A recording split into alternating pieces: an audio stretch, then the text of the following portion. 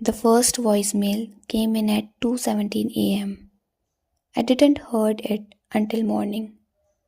I work in IT support for a regional internet provider in Ohio, mostly remote troubleshooting. Missed calls aren't unusual. What was unusual was the voicemail itself. There was no voice, just a low, hollow sound, like air moving through a narrow space. Not wind, not static, something closer to breathing but slower, intentional. The message lasted exactly 32 seconds. At the end, there was a faint click like someone gently hanging up a lead line. I assumed it was a corrupted message. Delete it, forget about it. That night, I got another call. Same number, my own. I didn't answer it. The voicemail arrived seconds later. This time there was a voice. Very calm, male American accent, middle aged. This isn't working, I said. Then silence. I checked the metadata. The call hadn't come through the network. No routing path, no tower ping. It doesn't exist. I tried calling my numbers from my work phone. Normal behavior, nothing strange. At 2:17 a.m. the following night, my phone rang up again. Same things I answered this time. All I heard was the inside of the room. No traffic, no wind, no echo. Then the voice spoke again. You are awake now? My mouth went dry. Who is this? I paused. Then, you didn't remember the house?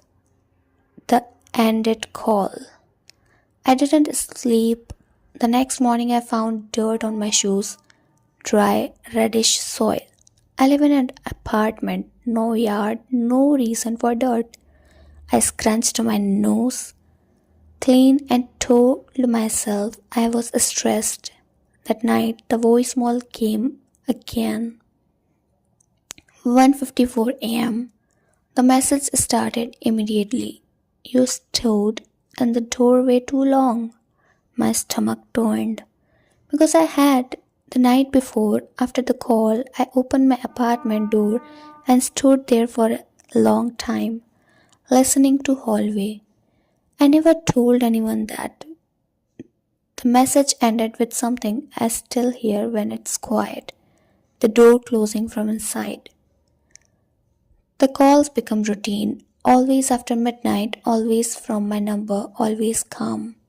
Never threatening, that was the worst part. At first, the voice commented on the small things. You left the kitchen lights on, you didn't lock the doorbell, you didn't lock the deadbolt, things that could be guesses. Then, it started something I couldn't have known. The dark bedroom still smelled like paint. I dropped my phone because I don't have a back bedroom.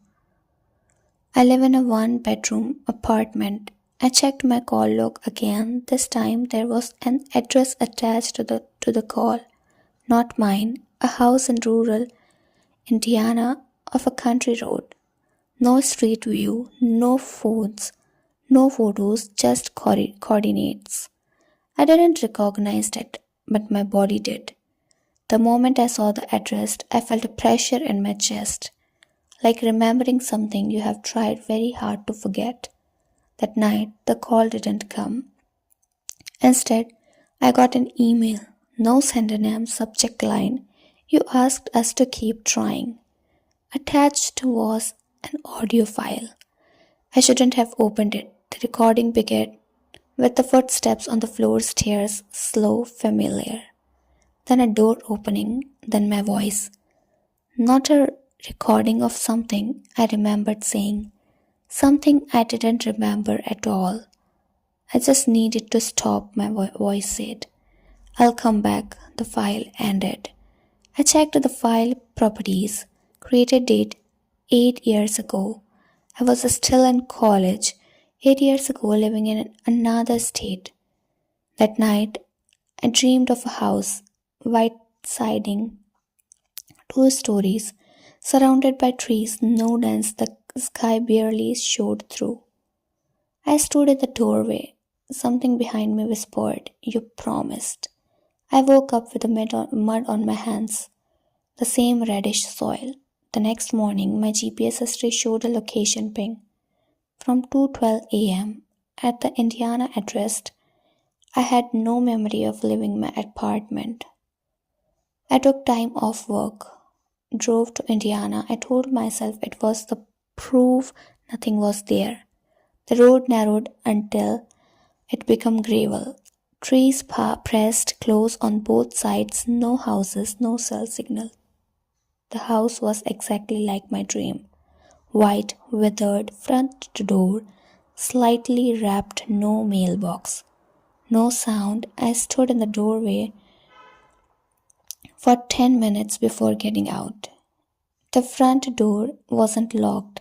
Inside, the air was stable, old, the kind of smell that doesn't belong to abandonment, it belongs to waiting. The furniture was gone, except for one chair, placed in the center of the living room facing the stairs. There were marks on the floor where other furniture had been once. Scratches, drag lines. I went outside. One bedroom door was closed. The handle was newly polished, touched often. Inside was an empty room, except for words carved into the wall. No scratched, pressed in like the wood had been soft. "You said it. It would be quieter this time." My phone rang. No number, I answered without thinking. The voice sounded closer now. "You weren't supposed to come alone." Then the line went dead. Behind me, the bedroom door closed. I don't remember leaving the house. I remember standing in the doorway again. Too long, just like the voicemail said.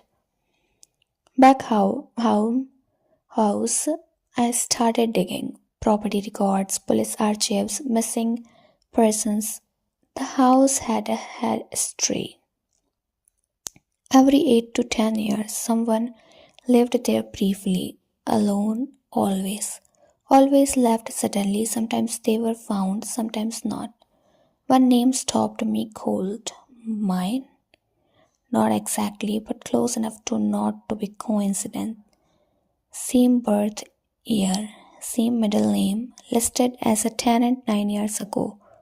I called the country desk. She went quiet when I asked about that file. Then she said, "That one keeps reopening." "What do you mean?" She paused. "People keep calling about it from inside the house." That night my phone rang early, 11:43 p.m. The voice sounded tired. "It doesn't like being remembered." I asked, "What did I leave there?" A long pause. Then, "You." The call ended. I checked my mirror for just a moment. My reflection blinked late. I understand now. The house doesn't haunt people, it returns them. Every version of me that stayed there left something behind: fear, guilt, relief. I kept the worst part, the worst cat to leave. That's why the call never stopped. They aren't threats, they aren't reminders. I still get them, always from my number, always calm. Last night, the voicemail said, "You can come back whenever you are ready." And I realized something worse than fear. Part of me already has, because sometimes when I close my eyes, I can still smell the house, and it smells like home.